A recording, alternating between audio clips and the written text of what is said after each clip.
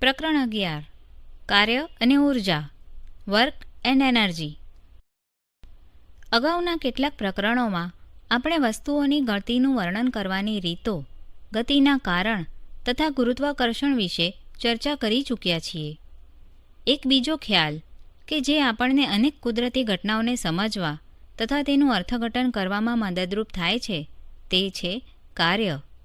ઉર્જા અને પાવરનો કાર્ય સાથે ગાઢ સંબંધ છે. આ પ્રકરણમાં આપણે આ ખ્યાલો વિશે વિસ્તૃત રીતે સમજીશું. બધા સજીવોને ખોરાકની જરૂરિયાત હોય છે. જીવિત રહેવા માટે સજીવોને અનેક મૂળભૂત ગતિવિધિઓ એટલે કે શારીરિક કામો કરવા પડે છે. આ ગતિવિધિઓ એટલે કે પ્રવૃત્તિઓને આપણે જૈવિક પ્રક્રિયા કહીએ છીએ. આ બધા કાર્યો માટેની ઉર્જા ખોરાકમાંથી પ્રાપ્ત થાય છે. કેટલાક અન્ય કાર્યો જેમ કે રમવું, ગાવું, ભણવું, લખવું, વિચારવું, કૂદવું, દોડવું તથા સાયકલ ચલાવવી, આ બધા માટે પણ આપણને ઉર્જાની જરૂર પડે છે. મુશ્કેલ કાર્યો માટે આપણને વધારે ઉર્જાની જરૂર પડે છે. પ્રાણીઓ પણ તેમના રોજિંદા કાર્યોમાં વ્યસ્ત રહે છે. ઉદાહરણ તરીકે તેઓ દોડે કે કૂદે છે, તેઓ લડે છે, પોતાના દુશ્મનોથી દૂર ભાગે છે. ખોરાક માટે શોધખોળ તેમજ રહેઠાણ માટે તેઓ સુરક્ષિત જગ્યા શોધે છે. આ સિવાય પણ કેટલાક પ્રાણીઓને આપણે ભાર ઊંચકવા, ગાડું ખેંચવા, ખેતર ખેડવાના ઉપયોગમાં લઈએ છીએ. આ બધી ક્રિયાઓ માટે ઉર્જા જરૂરી છે. મશીન વિશે વિચારો. એવા મશીનોની યાદી બનાવો જેનો ઉપયોગ તમે કરો છો. તેમને કાર્ય કરવા માટે કઈ વસ્તુઓની જરૂરિયાત હોય છે? કેટલાક એન્જિનને પેટ્રોલ તથા ડીઝલ જેવા ઈંધણની જરૂરિયાત કેમ હોય છે? શા માટે સજીવો અને મશીન એટલે કે યંત્રોને ઉર્જાની જરૂરિયાત હોય છે? કાર્ય વર્ક. કાર્ય શું છે?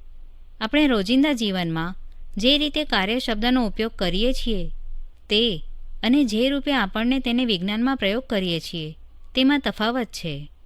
એ બાબતોને સ્પષ્ટ કરવા માટે આપણે કેટલાક ઉદાહરણો જોઈએ. સખત મહેનત કરવા છતાં વધુ કાર્ય થતું નથી. Not much work in spite of working hard. Kamli પરીક્ષાની તૈયારી કરી રહી છે. તેણી અધ્યયન કરવામાં ઘણો સમય વિતાવે છે.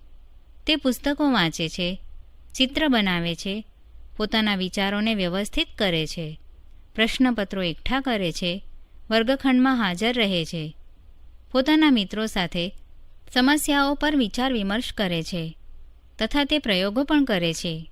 આ પ્રક્રિયાઓમાં તે ઘણી બધી ઉર્જા વ્યય કરે છે. સામાન્ય શબ્દોમાં તે સખત મહેનત કરી રહી છે. જો આપણે કાર્યને વૈજ્ઞાનિક પરિભાષા અનુસાર જોવા જઈએ તો આ સખત મહેનતમાં ખૂબ જ ઓછું કાર્ય સંકળાયેલ છે. તમે એક બહુ જ મોટા પથ્થરને ધક્કો મારવાનું મુશ્કેલ કામ કરી રહ્યા છો. માની લો કે તમારા ઘણા જ પ્રયત્નો છતાં પણ પથ્થર હલતો નથી. તમે પૂરેપૂરા થાકી ગયા છો.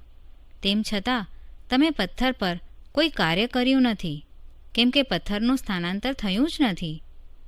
તમે તમારા માથા ઉપર એક ભારે વજન મૂકીને થોડીક મિનિટો માટે સ્થિર ઊભા રહો.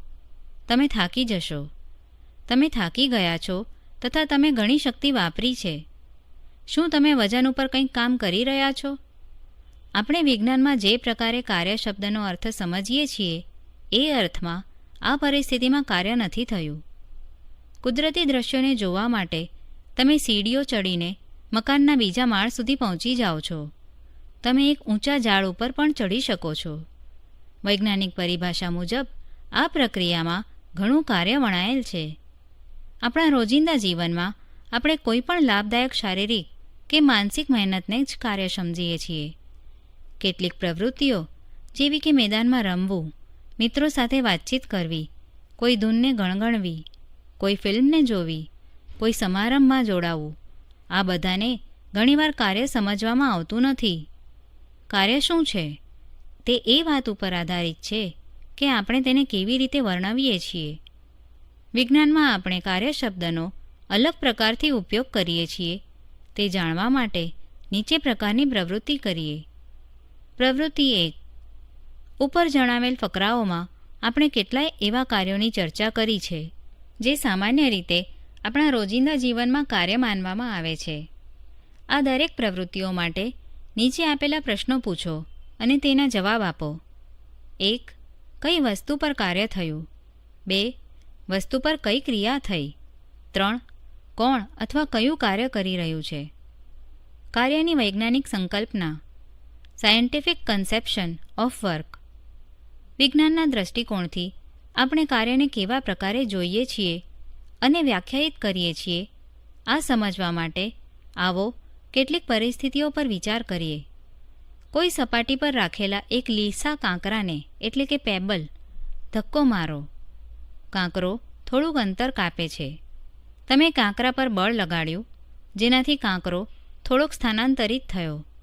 આ સ્થિતિમાં કાર્ય થયું એમ કહેવાય. એક છોકરી કોઈ ટ્રોલીને ખેંચે છે અને ટ્રોલી થોડું અંતર કાપે છે. છોકરીએ ટ્રોલી પર બળ લગાવ્યું અને તેનું સ્થાનાંતર થયું, એટલે કાર્ય થયું.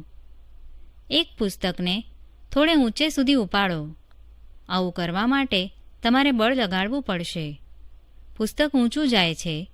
પુસ્તક ઉપર એક બળ લગાડ્યું અને પુસ્તક ગતિમાન થયું, એટલે કાર્ય થયું તેમ કહેવાય.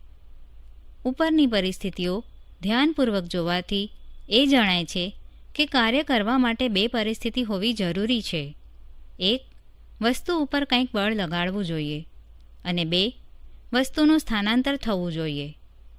જો આમાંથી કોઈ પણ એક પરિસ્થિતિનું અસ્તિત્વ ન હોય તો કાર્ય થતું નથી. વિજ્ઞાનમાં કાર્યને સમજવા માટે આ વિચારધારાનો ઉપયોગ થાય છે. એક બળદ કોઈ ગાડાને ખેંચી રહ્યો છે. ગાડું ગતિ કરે છે. ગાડા પર બળ લાગી રહ્યું છે અને ગાડું થોડું અંતર કાપે છે. શું તમારા મતે આ સ્થિતિમાં કાર્ય થઈ રહ્યું છે? અચળ બળ દ્વારા થયેલ કાર્ય. Work done by a constant force. વિજ્ઞાનમાં કાર્યને કેવી રીતે વર્ણવવામાં આવે છે, આ સમજવા માટે પહેલાં આપણે એ સ્થિતિ પર વિચાર કરીએ જ્યારે બળ સ્થાનાંતરની દિશામાં લાગી રહ્યું હોય. માની લો કે કોઈ વસ્તુ ઉપર એક ચોક્કસ બળ F લાગે છે. માની લો કે વસ્તુ બળની દિશામાં S જેટલું અંતર કાપે છે. માની લો કે W કરેલું કાર્ય છે. કાર્યની વ્યાખ્યા મુજબ કરેલા કાર્યબળ તથા સ્થાનાંતરના ગુણાકાર જેટલું છે. કરેલું કાર્ય ઇઝ ઇક્વલ ટુ બળ ઇન્ટુ સ્થાનાંતર. W is equal two F into S.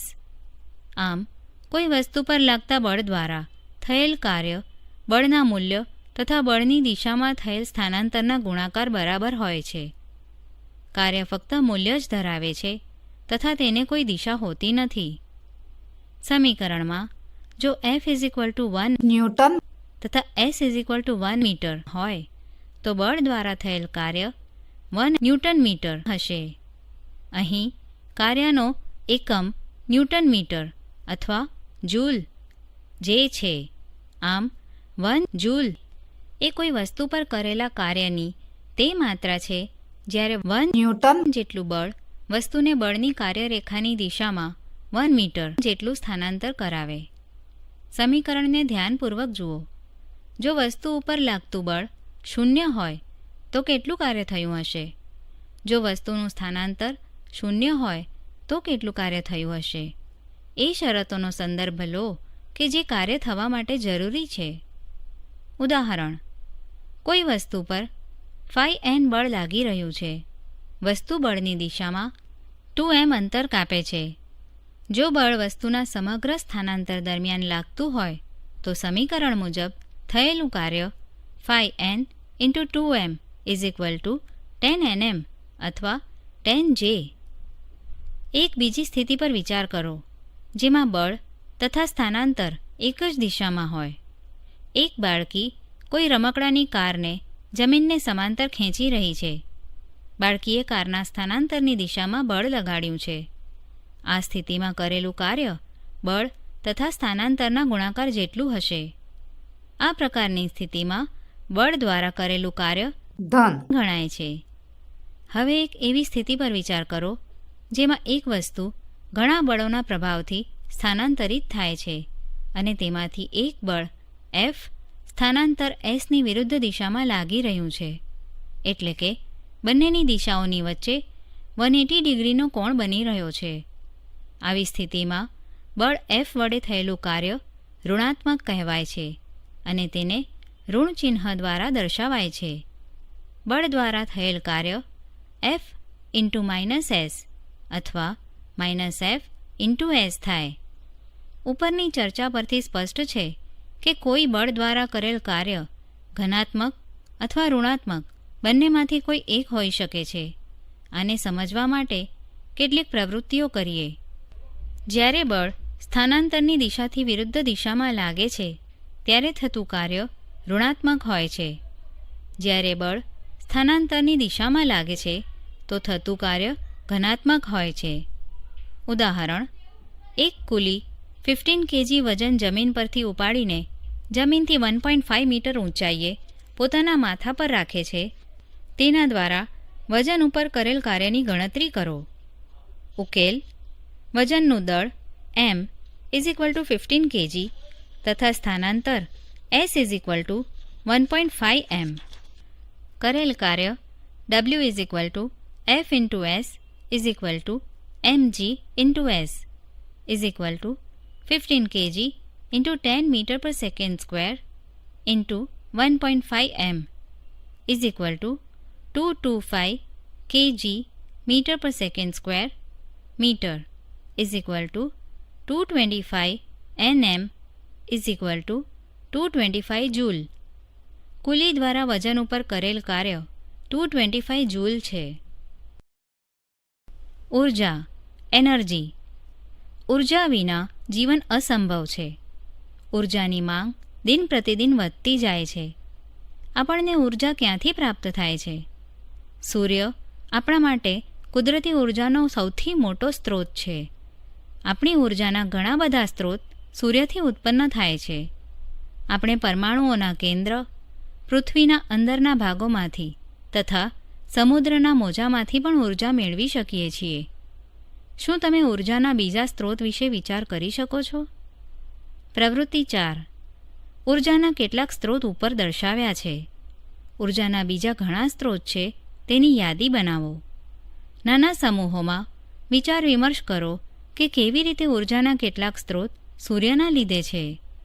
શું ઉર્જાના કેટલાક એવા સ્ત્રોત પણ છે જે સૂર્યના કારણે નથી? ઉર્જા શબ્દનો ઉપયોગ આપણા રોજિંદા જીવનમાં ઘણીવાર થતો રહ્યો છે, પરંતુ વિજ્ઞાનમાં આનો ચોક્કસ અને યોગ્ય અર્થ છે. આવો નીચે દર્શાવેલ ઉદાહરણો પર વિચાર કરીએ. જ્યારે તીવ્ર ગતિથી ક્રિકેટનો દડો સ્થિર વિકેટ એટલે કે સ્ટમ્પને અથડાય છે ત્યારે વિકેટ દૂર જઈને પડે છે. તે જ રીતે જ્યારે આપણે કોઈ વસ્તુને કોઈ ચોક્કસ ઊંચાઈ સુધી ઉપાડીએ છીએ ત્યારે તેમાં કાર્ય કરવાની ક્ષમતા આવી જાય છે. તમે ચોક્કસ જોયું હશે કે ઉપર સુધી ઉઠાવેલો હથોડો જ્યારે લાકડાના કોઈ ટુકડા ઉપર રાખેલી ખીલી ઉપર અથડાય છે ત્યારે તે ખીલી લાકડામાં ઘૂસી જાય છે. આપણે બાળકોને રમકડામાં, જેમ કે રમકડાની કારમાં ચાવી ભરતા જોયા હશે, અને જ્યારે તે રમકડું કોઈ જમીન ઉપર રાખવામાં આવે તો તે ગતિ કરવા લાગે છે. જ્યારે કોઈ ફુગ્ગામાં હવા ભરી તેને દબાવીએ છીએ ત્યારે એના આકારમાં ફેરફાર થાય છે. જો આપણે ફુગ્ગાને ઓછું બળ આપીએ, દબાવીએ, તો લાગુ પડેલ બળ દૂર કરતાં તે પોતાના મૂળ આકારમાં પાછો આવે છે. પરંતુ જો આપણે ફુગ્ગાને વધારે બળથી દબાવીએ તો મોટા અવાજથી ફૂટી પણ શકે છે. આ બધા ઉદાહરણમાં વસ્તુઓ જુદા જુદા પ્રકારથી કાર્ય કરવાની ક્ષમતા મેળવે છે. જો કોઈ વસ્તુમાં કાર્ય કરવાની ક્ષમતા હોય તો કહી શકાય કે તેમાં ઉર્જા છે. જે વસ્તુ કાર્ય કરે છે તે ઉર્જા ગુમાવે છે, અને જે વસ્તુ ઉપર કાર્ય થાય છે તે ઉર્જા મેળવે છે. જો કોઈ વસ્તુમાં ઉર્જા હોય તો તે કેવી રીતે કાર્ય કરે છે? કોઈ વસ્તુ જેમાં ઉર્જા છે તે બીજી કોઈ વસ્તુ ઉપર બળ લગાડી શકે છે. જ્યારે આવું થાય છે ત્યારે ઉર્જા એક વસ્તુમાંથી બીજી વસ્તુમાં સ્થળાંતરિત થઈ જાય છે. બીજી વસ્તુ થોડી ઉર્જા પ્રાપ્ત કરતી હોવાથી કંઈક કાર્ય કરી શકે છે, અને આ રીતે તે ગતિમાં આવી શકે છે. આમ પ્રથમ વસ્તુમાં કાર્ય કરવાની ક્ષમતા હતી. તે દર્શાવે છે કે કોઈ પણ વસ્તુ જેમાં ઉર્જા છે તે કાર્ય કરી શકે છે. આ પ્રકારે કોઈ વસ્તુમાં રહેલી ઊર્જા તેના કાર્ય કરવાની ક્ષમતાના રૂપમાં માપી શકાય. એટલા માટે ઊર્જાનો એકમ એ જ છે જે કાર્યનો એકમ છે, એટલે કે જૂલ. 1 જૂલ કાર્ય કરવા માટેની આવશ્યક ઊર્જાની માત્રા 1 જૂલ હોય છે. ક્યારેક ક્યારેક ઊર્જાનો મોટો એકમ કિલો જૂલ એટલે કે કેજે નો ઉપયોગ થાય છે. 1 કેજે 1000 જે બરાબર હોય છે. ઊર્જાના પ્રકાર.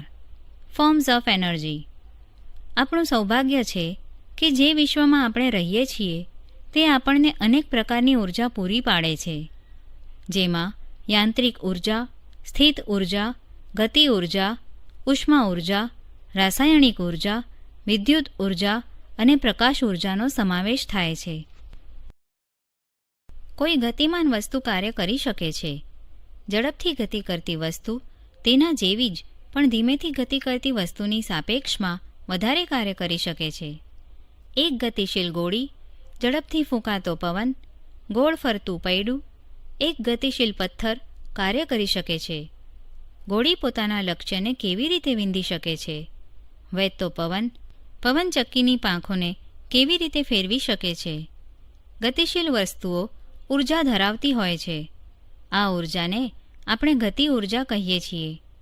નીચે પડતું નાળિયેર, ગતિમાન કાર, ગબડતો પથ્થર, ઉડતું વિમાન, વહેતું પાણી, વહેતી હવા, દોડતો ખિલાડી વગેરે ગતિ ઊર્જા ધરાવે છે.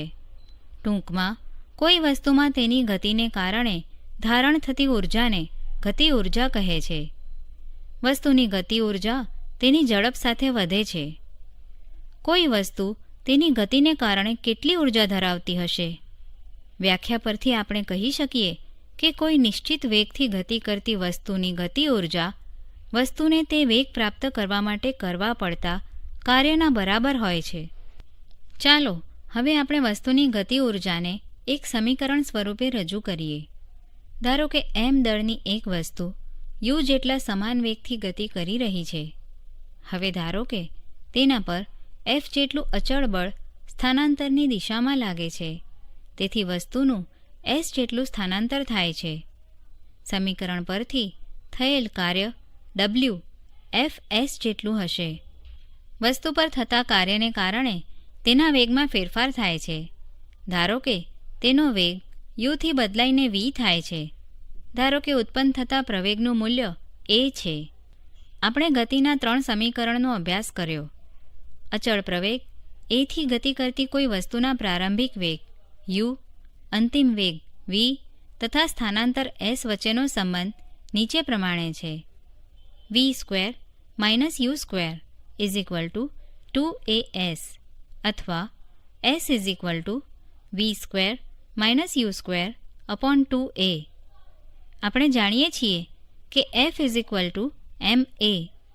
આ રીતે સમીકરણમાં મૂકતા આપણે બળ F દ્વારા કરવામાં આવેલ કાર્યને લખી શકીએ છીએ. W ma × v² - u² 2a અથવા W 1/2 m v² - u².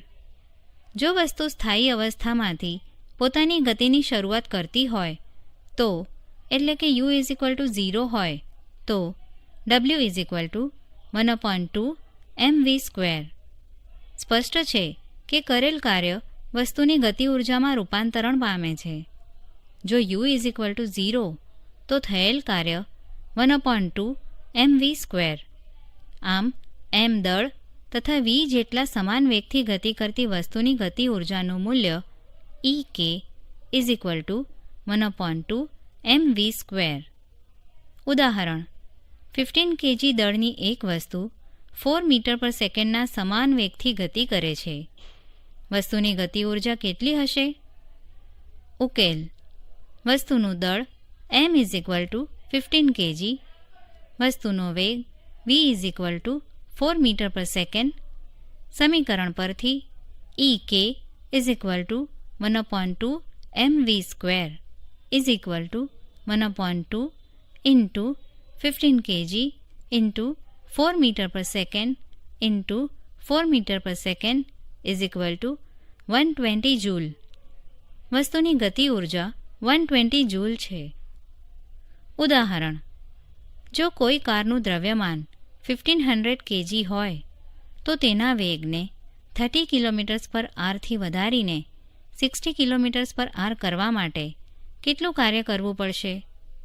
ઉકેલ: કારનું દળ m is equal to 1500 kg, કારનો પ્રારંભિક વેગ u is equal to 30 km/h is equal to 30 × 1000 metre upon 60 × 60 second is equal to 25/3 મીટર/સેકન્ડ.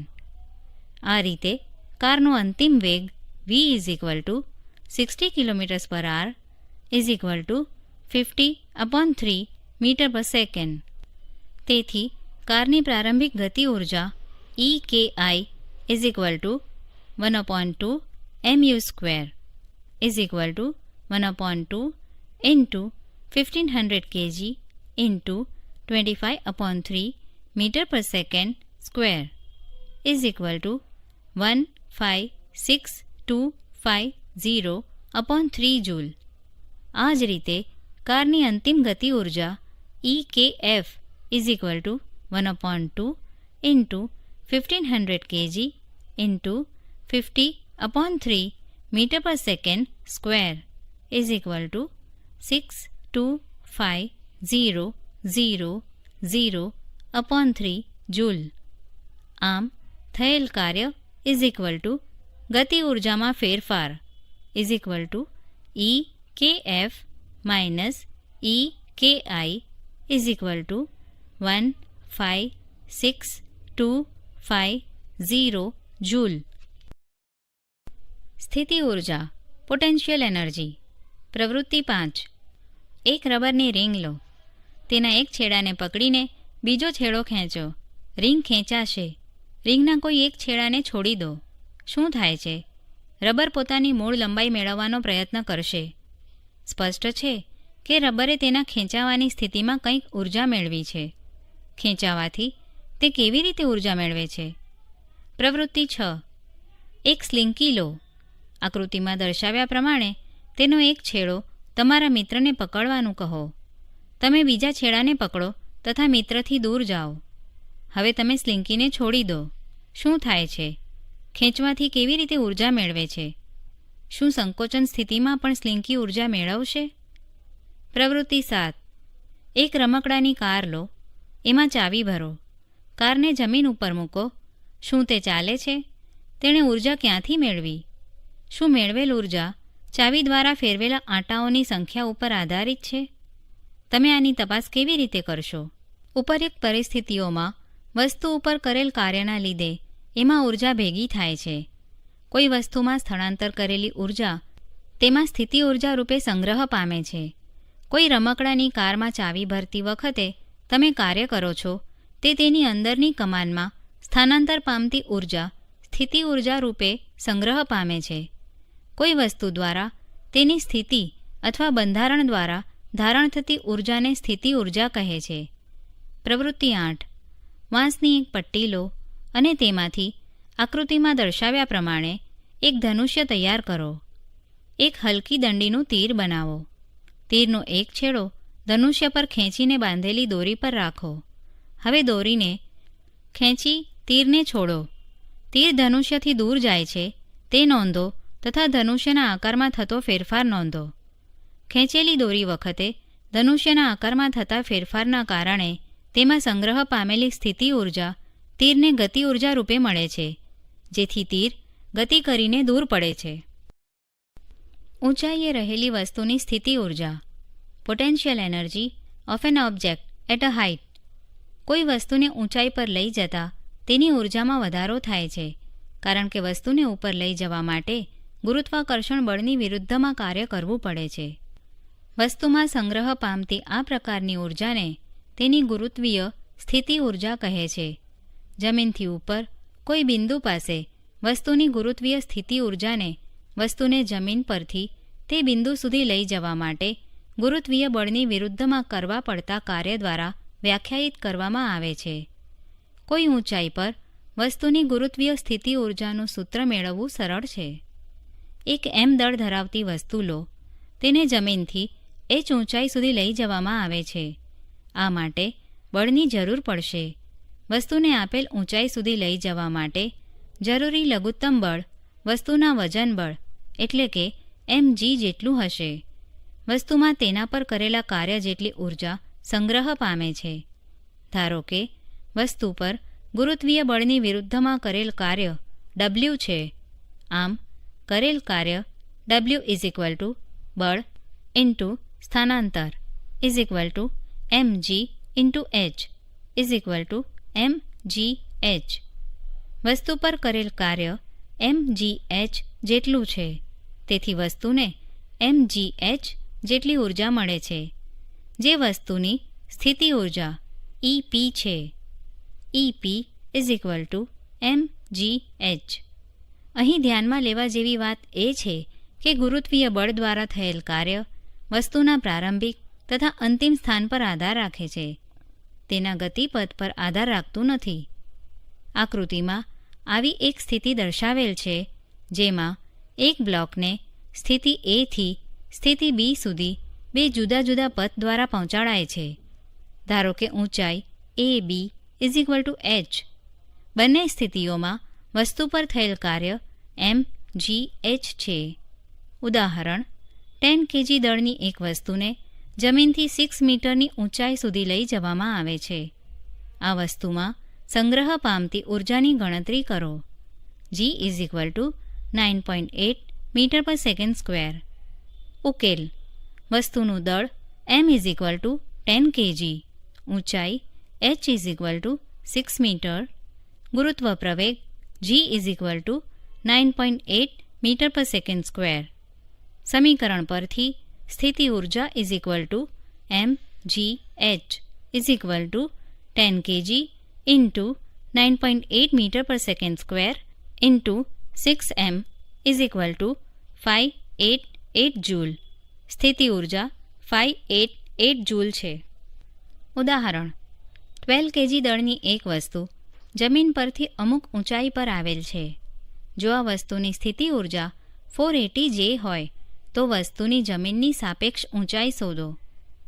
g 10 metre per second square લો. ઉકેલ: વસ્તુનું દળ m 12 kg, સ્થિતિ ઊર્જા EP 480 J. EP mgh 480 J 12 kg into 10 metre per second square into h. h 480 J upon 120 kg metre per second square 4 metre. વસ્તુ 4 મીટરની ઊંચાઈ પર આવેલ છે. શું ઊર્જાના જુદા જુદા રૂપ એકબીજામાં આંતર રૂપાંતરણીય છે? Are various energy forms interconvertible? શું આપણે ઊર્જાના એક રૂપને બીજા રૂપમાં રૂપાંતરિત કરી શકીએ? કુદરતમાં આપણને ઊર્જાના રૂપાંતરણના અનેક ઉદાહરણો જોવા મળે છે. ઊર્જા સંરક્ષણનો નિયમ, law of conservation of energy. પ્રવૃત્તિમાં આપણે શીખ્યા કે ઊર્જા એક રૂપમાંથી બીજા રૂપમાં રૂપાંતરિત થઈ શકે છે. આ પ્રક્રિયામાં તંત્રની કુલ ઊર્જાનું શું થશે? જ્યારે પણ ઊર્જા રૂપાંતરણ થાય છે ત્યારે તંત્રની કુલ ઊર્જા અચળ રહે છે, જે ઊર્જા સંરક્ષણનો નિયમ છે. આ નિયમાનુસાર ઊર્જા ફક્ત એક સ્વરૂપમાંથી બીજા સ્વરૂપમાં રૂપાંતરિત થઈ શકે છે, પરંતુ તેની ઉત્પત્તિ કે વિનાશ થઈ શકતો નથી. રૂપાંતરણ પહેલાં તથા રૂપાંતરણ બાદ કુલ ઊર્જા હંમેશા અચળ રહે છે. ઊર્જા સંરક્ષણનો નિયમ દરેક અવસ્થા તેમજ તેના દરેક રૂપાંતરણો માટે સાચો છે. એક સાદા ઉદાહરણનો વિચાર કરીએ. ધારો કે m દળની એક વસ્તુને h ઊંચાઈએથી મુક્ત પતન કરાવવામાં આવે છે. પ્રારંભમાં તેની સ્થિતિ ઊર્જા mgh છે તથા ગતિ ઊર્જા 0 છે. ગતિ ઊર્જા 0 કેમ છે? તે 0 છે કારણ કે તેનો પ્રારંભિક વેગ 0 છે. આ રીતે વસ્તુની કુલ ઊર્જા mgh છે. જ્યારે વસ્તુ નીચે પડે છે ત્યારે તેની સ્થિતિ ઊર્જા ગતિ ઉર્જામાં રૂપાંતરિત થાય છે. જો કોઈ આપેલ ક્ષણે વસ્તુનો વેગ v હોય તો તેની ગતિ ઉર્જા 1/2 mv² થશે. વસ્તુ જેમ જેમ નીચે આવતી જાય છે તેમ તેમ તેની સ્થિતિ ઉર્જા ઓછી થતી જાય છે અને ગતિ ઉર્જા વધતી જાય છે. જ્યારે વસ્તુ જમીન પર પહોંચે છે ત્યારે h = 0 થશે. આ સ્થિતિમાં અંતિમ વેગ મહત્તમ થશે. તેથી હવે ગતિ ઉર્જા મહત્તમ તથા સ્થિતિ ઉર્જા લઘુત્તમ થશે. જો કે દરેક બિંદુ પાસે વસ્તુની સ્થિતિ ઉર્જા તથા ગતિ ઉર્જાનો સરવાળો અચળ રહે છે. એટલે કે સ્થિતિ ઉર્જા પ્લસ ગતિ ઉર્જા = અચળ અથવા mgh પ્લસ 1/2 mv² અચળ. કોઈ વસ્તુની ગતિ ઉર્જા તથા સ્થિતિ ઉર્જાના સરવાળાને તેની કુલ યાંત્રિક ઉર્જા કહે છે. આપણે જોઈએ છીએ કે કોઈ વસ્તુના મુક્ત પતન દરમિયાન તેના ગતિપથના કોઈ બિંદુ પાસે સ્થિતિ ઉર્જામાં જેટલો ઘટાડો થાય છે તેટલો જ તેની ગતિ ઉર્જામાં વધારો થાય છે. અહીં વસ્તુની ગતિ પર હવાનો અવરોધ વગેરેને અવગણેલ છે.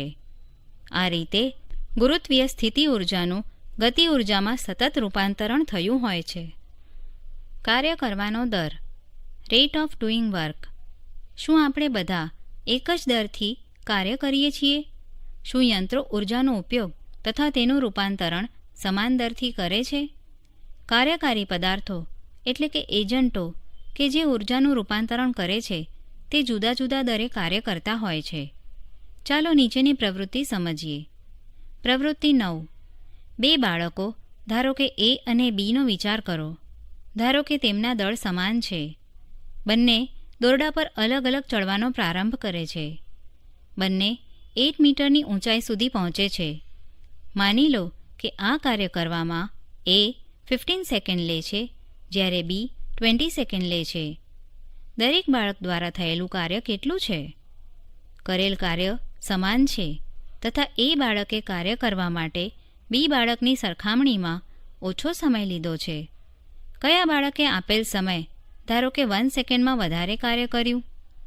એક શક્તિશાળી વ્યક્તિ તેને આપેલ કાર્ય અપેક્ષાકૃત સમય કરતાં ઓછા સમયમાં પૂરું કરી શકે છે. વધારે શક્તિશાળી વાહન ઓછા શક્તિશાળી વાહનની સરખામણીમાં કોઈ મુસાફરી ઓછા સમયમાં પૂરી કરી શકે છે. આપણે મોટરબાઇક તથા કાર જેવા સાધનોના પાવર વિશે ચર્ચા કરીશું. તે કેટલી ઝડપથી ઉર્જાનું રૂપાંતરણ કરે છે કે કાર્ય કરે છે તે બાબતના આધારે તેમનું વર્ગીકરણ કરવામાં આવે છે. પાવર કરેલા કાર્યની ઝડપ માપે છે, એટલે કે કાર્ય કેટલું ઝડપથી કે ધીમેથી કરવામાં આવ્યું. કાર્ય કરવાના સમય દરને અથવા ઉર્જાના રૂપાંતરણના દરને પાવર કહે છે. જો કોઈ પદાર્થ એટલે કે એજન્ટ t સમયમાં w જેટલું કાર્ય કરતો હોય તો પાવર કાર્ય અપન સમય અથવા P w/t. પાવરનો એકમ વોટ છે. વૈજ્ઞાનિક જેમ્સ વોટ 1736-1819ના માનમાં તેની સંજ્ઞા W છે. 1 વોટ તે એજન્ટ એટલે કે વસ્તુનો પાવર છે કે જે 1 સેકન્ડમાં 1 જૂલ કાર્ય કરતો હોય. આપણે તેમ પણ કહી શકીએ કે જો ઉર્જાના વપરાશનો દર 1 જૂલ પર સેકન્ડ હોય ત્યારે પાવર 1 વોટ છે. 1 વોટ = 1 જૂલ પર સેકન્ડ. આપણે ઉર્જાના મોટા મૂલ્યોને કિલોવોટમાં રજૂ કરીએ છીએ. 1 કિલોવોટ = 1000 વોટ અથવા 1000 જૂલ પર સેકન્ડ. કોઈ એજન્ટ એટલે કે વસ્તુનો પાવર સમય સાથે બદલાતો હોય એનો અર્થ એ થયો કે એજન્ટ એટલે કે વસ્તુ જુદા જુદા દરથી કાર્ય કરે છે. તેથી સરેરાશ પાવરનો ખ્યાલ વધારે ઉપયોગી છે. આપણે સરેરાશ પાવર કુલ ઉપયોગમાં લીધેલ ઉર્જા અને લીધેલ કુલ સમયના ગુણોત્તર દ્વારા મેળવી શકીએ છીએ. ઉદાહરણ: 400 N જેટલું સમાન વજન ધરાવતી 2 છોકરીઓ એક દોરડાની મદદથી 8 મીટર ઉપર ચડે છે. આપણે એક છોકરીનું નામ A અને બીજી છોકરીનું નામ B રાખીશું. આ કાર્ય પૂરું કરવા માટે છોકરી A 20 સેકન્ડનો સમય લે છે જ્યારે છોકરી B 50 સેકન્ડનો સમય લે છે. દરેક છોકરી દ્વારા વપરાયેલ પાવરની ગણતરી કરો. ઉકેલ 1. છોકરી એ દ્વારા વપરાયેલ પાવર. છોકરીનું વજન mg = 400 n. સ્થાનાંતર એટલે કે ઊંચાઈ h = 8 મીટર. લીધેલ સમય t = 20 સેકન્ડ. સમીકરણ પરથી પાવર p કરવામાં આવેલ કાર્ય અપોન લીધેલ સમય mgh/t = 400 n × 8 m upon 20 second = 160 vote. 2. છોકરી બી દ્વારા વપરાયેલ પાવર. છોકરીનું વજન mg = 400 n. લીધેલ સમય t = 50 second. Power p = mgh/t = 400 n × 8 m upon 50 second = 64 vote. છોકરી એ દ્વારા વપરાયેલ પાવર 160 વોટ અને છોકરી બી દ્વારા વપરાયેલ પાવર 64 વોટ છે. ઉદાહરણ 50 kg દ્રવ્યમાન ધરાવતો એક છોકરો સીડીના 45 પગથિયા દોડીને 9 સેકન્ડમાં ચડી જાય છે. જો દરેક પગથિયાની ઊંચાઈ 15 સેન્ટીમીટર હોય તો તેનો પાવર શોધો. જીનું મૂલ્ય 10 મીટર પર સેકન્ડ સ્ક્વેર લો. છોકરાનું વજન mg = 50 kg × 10 metre per second square = 500 n. પગથિયાની ઊંચાઈ h = 45 × 15/100 m = 6.75 m. ચડવા માટે લીધેલ સમય t = 9 સેકન્ડ. સમીકરણ પરથી પાવર p થયેલ કાર્ય અપોન લીધેલ સમય mgh/t = 500 n × 6.75 m upon 9 second = 375 watt. Power 375 watt છે. ઉર્જાના વ્યાવસાયિક એકમો. Commercial units of energy. Joule ઉર્જાનો બહુ નાનો એકમ છે. તેથી ઉર્જાના મોટા મૂલ્યો દર્શાવવા માટે તે અસુવિધાજનક છે. આથી આપણે ઉર્જાના મોટા એકમ કિલોવોટ આર kWh નો ઉપયોગ કરીશું. 1 કિલોવોટ આર એટલે શું? માની લો કે આપણી પાસે એક મશીન છે કે જે 1 સેકન્ડમાં 1000 જૂલ ઉર્જા વાપરે છે. જો આ મશીન સતત 1 કલાક સુધી કાર્યરત હોય તો તે 1 કિલોવોટ કલાક ઉર્જા વાપરશે. આ રીતે 1 કિલોવોટ કલાક ઉર્જાનું તે મૂલ્ય છે કે જે 1000 જૂલ પર સેકન્ડના દરથી 1 કલાકમાં વપરાતી ઉર્જાનું માપ દર્શાવે છે. 1 kilowatt hour = 1 kW × 1h = 1000 watt × 3600 second = 3600,000 joule અથવા 1 કિલોવોટ આર = 3.6 × 10⁶ જૂલ. ઘરોમાં, ઉદ્યોગોમાં તથા વ્યાવસાયિક સંસ્થાઓમાં વપરાતી ઉર્જા મોટે ભાગે કિલોવોટ કલાકમાં દર્શાવાય છે. ઉદાહરણ તરીકે 1 મહિનામાં ઉપયોગમાં લીધેલ વિદ્યુત ઉર્જાને યુનિટના રૂપમાં દર્શાવવામાં આવે છે. અહીં 1 યુનિટનો અર્થ થાય છે 1 કિલોવોટ આર. ઉદાહરણ 60 વોટનો એક વિદ્યુત બલ્બ દરરોજ 6 કલાક વપરાય છે. બલ્બ દ્વારા એક દિવસમાં ખર્ચાતી ઉર્જાના યુનિટોની ગણતરી કરો. ઉકેલ વિદ્યુત બલ્બનો પાવર = 60 વોટ = 0.06 કિલોવોટ. સમય t = 6 hour. ઉર્જા પાવર × લીધેલ સમય = 0.06 kilowatt × 6 hour = 0.36 kilowatt hour = 0.36 unit. Bulb દ્વારા 0.36 યુનિટ વપરાશે.